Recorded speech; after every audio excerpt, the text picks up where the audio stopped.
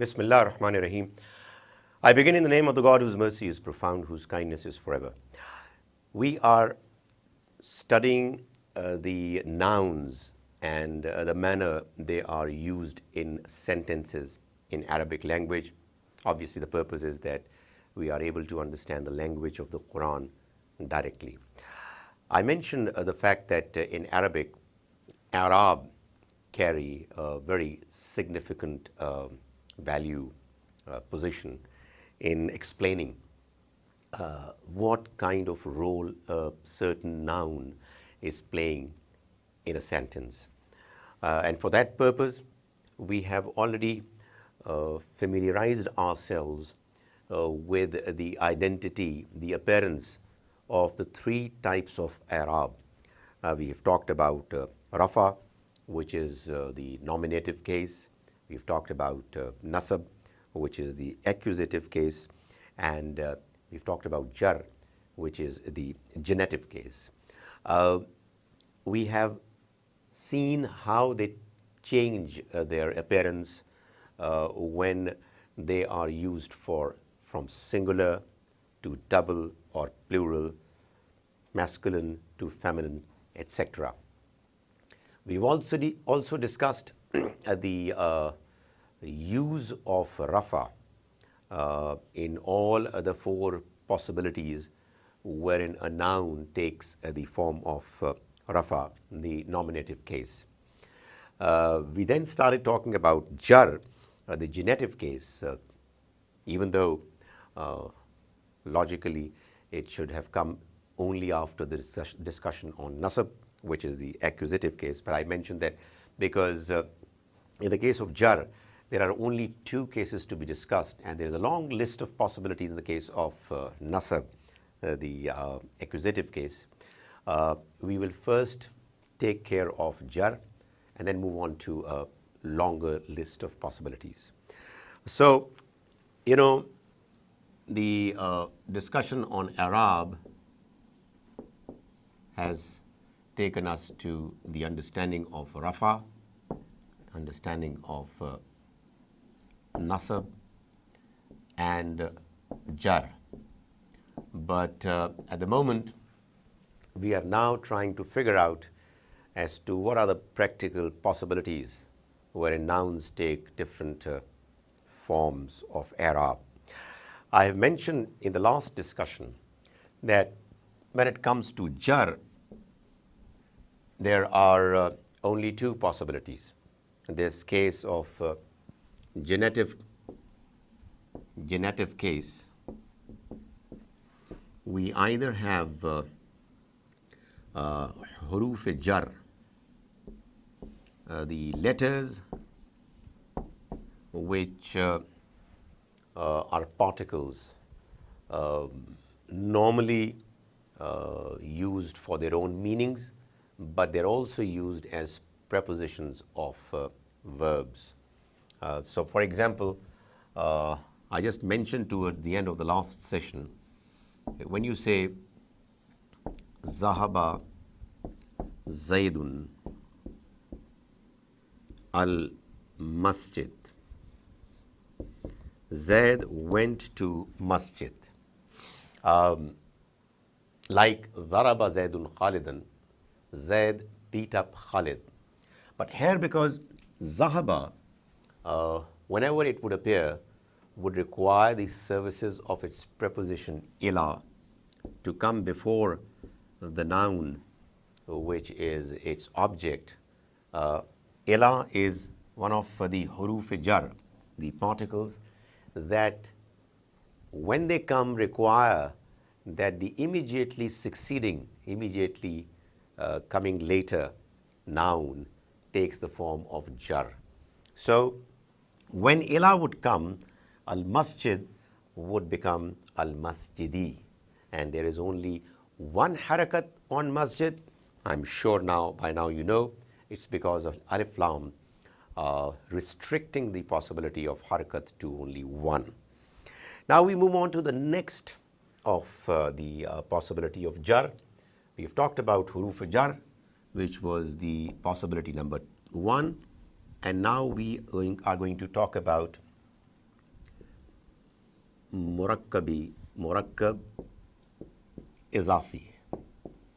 Murakkab is actually composite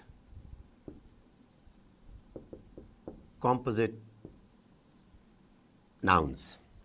There are two nouns that put together convey one sense. But this murakkab izafi, it normally has two nouns, and one of them is called mudaf and the other is called mudaf ilayh. So we have mudaf and mudaf ilayh.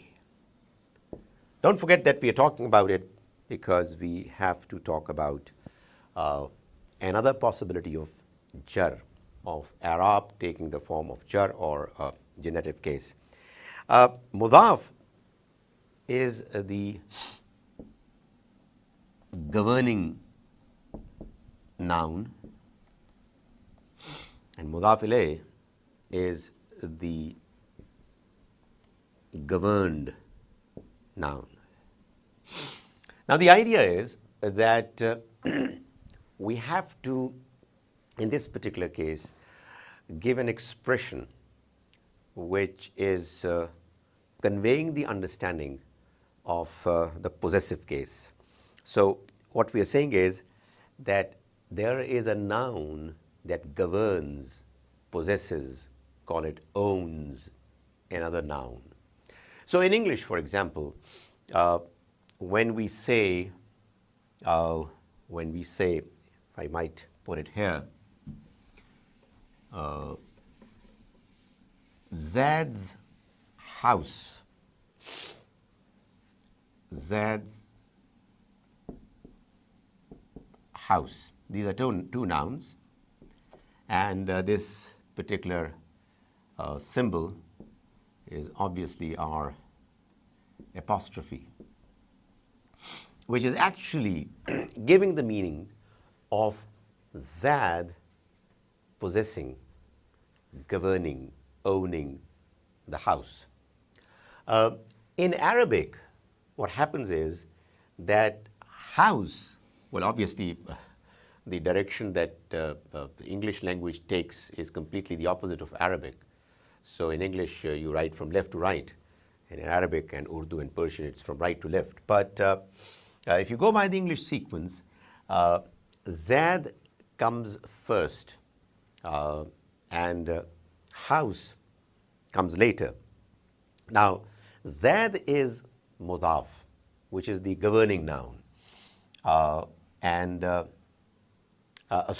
House is the one which in Arabic is going to be mudaf. And Zad is going to be mudaf ilayh. So in Arabic, if you look at it, considering that we move from right to left, the sequence is reversed. The house would come first, and Zad would come later. Now, as I said, mudaf is the governing noun. The governing noun. And mudaf ilayh is the governed noun. Now, bayt is the noun, is the asset or whatever else nouns can mean, is the one which is owned by Zad. The theory is, the philosophy is, that the noun which is possessed by somebody is the one which has caused the reason for the expression to be used, for the communication to take place. Had there been no house of Zad, there would have been no discussion on the topic. And therefore, the idea is, the logic is, that the mention of house should precede, should come first. And that is what happens in the case of Arabic. Now, what happens is that you have only one harakat on bayt, on mudaf, the governing noun. Now, ordinarily, you have only one harakat when there is alif lam immediately at the beginning of a noun. If there is no alif lam, then normally you have two harakat which are expressed by the understanding of tanween. But when you are talking about mudaf, despite the fact that the noun is not preceded by an alif lam, it has only one harakat, like it is here or here. This harakat, by the way, coming towards the end of a noun is actually the i'rab, showing the i'rab of this noun as well. I am putting over here dhamma, which is in actual fact rafa, not because of any particular reason. Normally, when you do not have any reason, you assume that it's rafa, but you can also put a nasab or a jar here. But the important thing is that in the case of mudaf, it's only one harakat. In actual fact, if you allow me, I could go a step further. It is actually the omission of the sound of noon.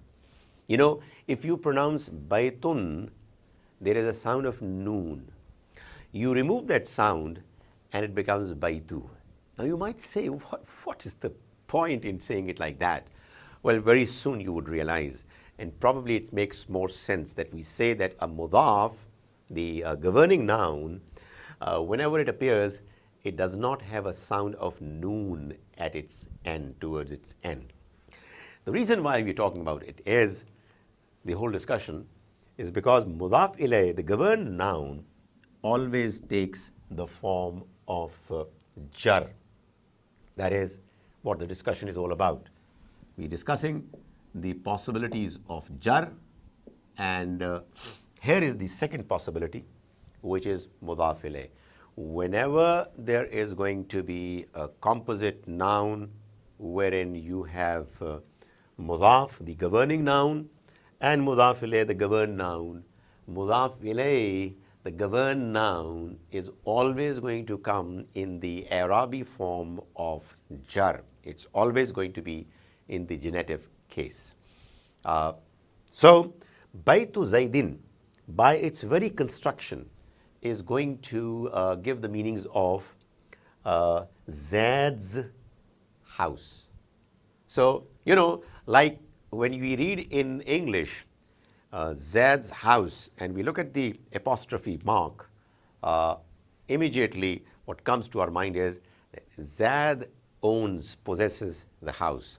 Likewise, this jar over here, preceded by a noun which has only one harakat, despite it not having an alif lam, is an indication of the fact that it is a composite noun.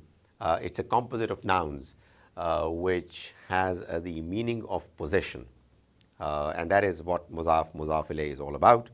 And we will take more examples of it, but I hope that we are a little clear about the idea of governing noun mudaf and governed noun. Now, let me take you a step further, and to justify what I had only very recently said, that in mudaf you do not have the sound of noon. Imagine Zaid has two houses, not one. Can you figure out what exactly would be the word for two houses when the noun is to appear in the form of rafa?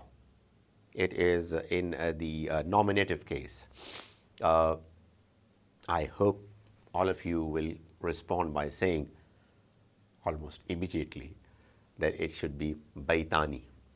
Remember that baytun alimun is singular, and two ulama, two alim are alimani. So two houses are baytani. if it would have been nasab or jar, it would have been baytaini. So it's baytani. Now come back to this case. You want to say that Zad's two houses. How would you say that? You would say, let's put it freely first. No compulsions, no tension of how to do it correctly. Just putting down the two nouns, Baitan and Zad. Well, we already know that there is a jar here. But the trouble is that Baitani, when you pronounce it, it has a sound of noon because of noon itself being there. Just remove it because you do not have the sound of noon in the case of mudaf, governing noun, and what you're left with is Baita Zaidin. Now, alif followed by ta is going to signify, convey the meanings of two houses. Baita Zaidin. You want an example of plural as well? Let's say we want to say Muslims of India. Now, again, what we have is that you will mention the one which is the mudaf first. Now, this might be a little confusing because I've used of, which could actually be India's Muslims. Now, this probably might be more closer to what we have done earlier. We did Zad's house. Now, if you allow me to rub it off, always been horrible as far as this idea of using the whiteboard is concerned, but I hope you will bear with me. India's Muslims. So, when we use it, what we're saying is that we will use Muslim first, which is mudaf, and India, al-Hind, then, which is mudaf ilayh. Now, we know that the plural of Muslims in Arabic would be Muslimuna. The double of Muslim is Muslimani. So, when we say Muslimuna, we will say Muslimun, al-Hind. So, India's Muslims, we're assuming that when we talk about Muslims, we're talking about Muslim men. Ordinarily, when you talk about both genders together, until very recently, the norm, the tradition was that you would use the masculine gender. So I'm following that tradition. So Muslimun al-Hind doesn't make sense because you cannot have the sound of noon in mudaf, in the governing noun.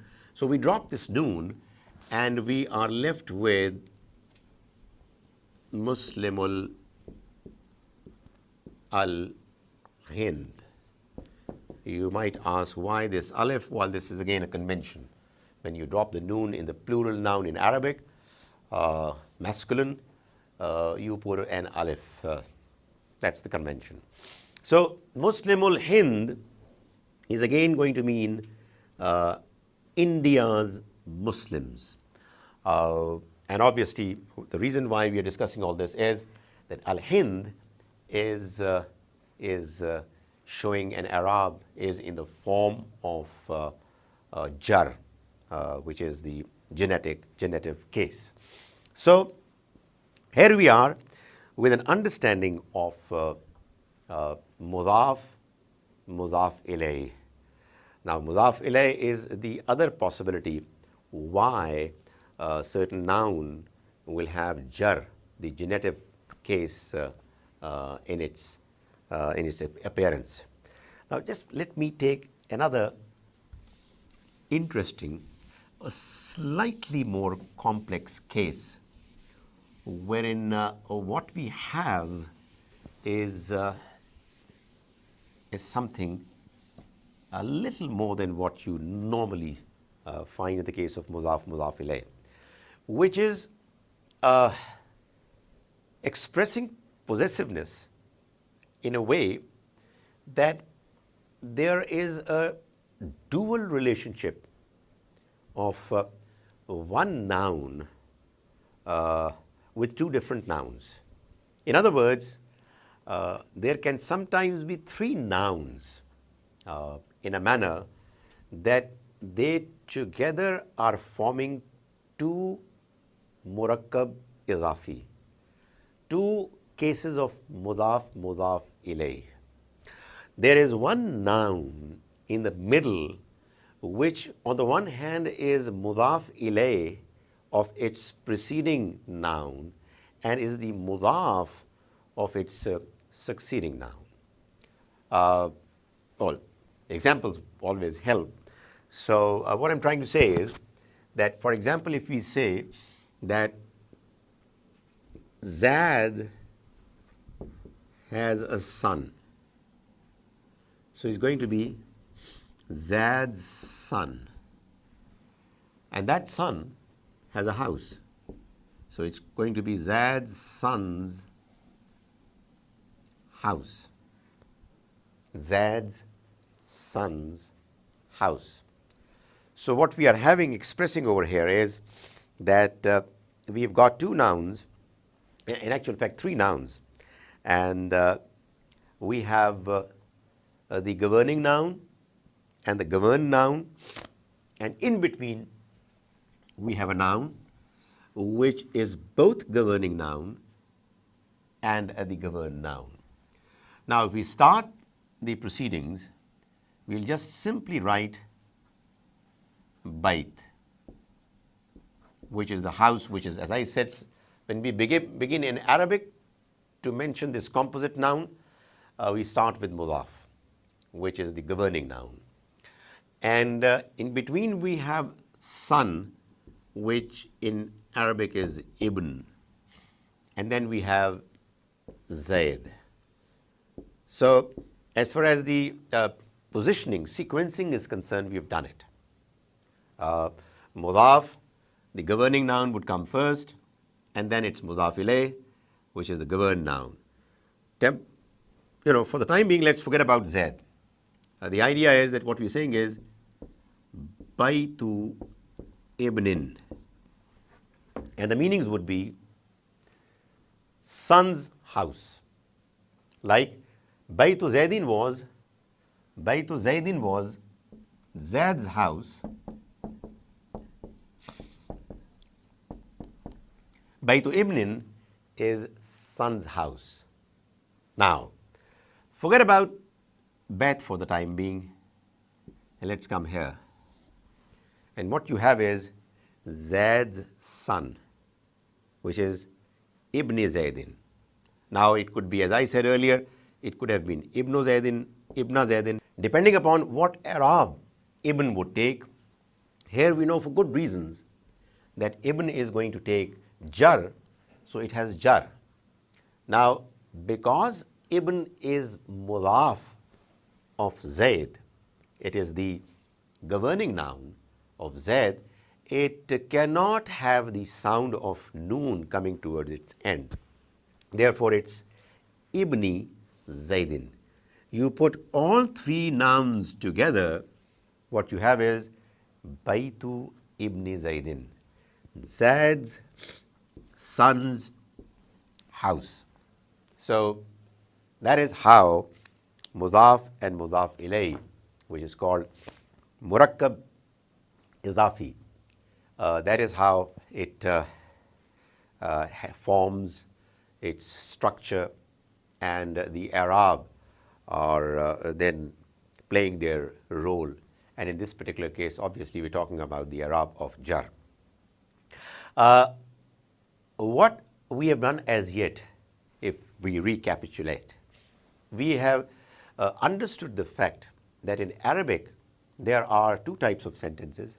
One sentence is where you give information about a noun, jumla ismiya khabariya, and there is another category of sentence which is the jumla failure khabariya, wherein you have a verb whose information or about which information is provided. Now, when we talk about nouns, we talk about nouns the way they appear, taking one of the three possible Arabic forms. They can take one of the three possible cases when they appear in a sentence. They could either be in the Arabic form of rafa, which is the nominative case, or they could be in the form of nasab, which is the accusative case, or they can be in the form of jar, which is the genitive case. Now, we have talked about all the four possibilities why a certain noun could appear in the form of rafa, Arabic form of rafa. And we have now also discussed the two possibilities why a noun would appear in the form of jar. And the two possibilities are of harf jar, all nouns coming immediately after any of the huruf jar, any of the particles would take the Arabic form of jar. They are going to be the genitive case. And the other possibility is what we have talked about in this particular session, and that is the possibility that nouns come in the form of composite nouns. They are murakkab izafi, wherein one noun is mudaf, which is the governing noun, and the other noun is mudaf ilayh, which is the governed noun. And we have talked about the possibility where it is a little more composite, a little more complex, wherein the composition is actually in the form of both. May the Almighty enable us to understand His book's language properly.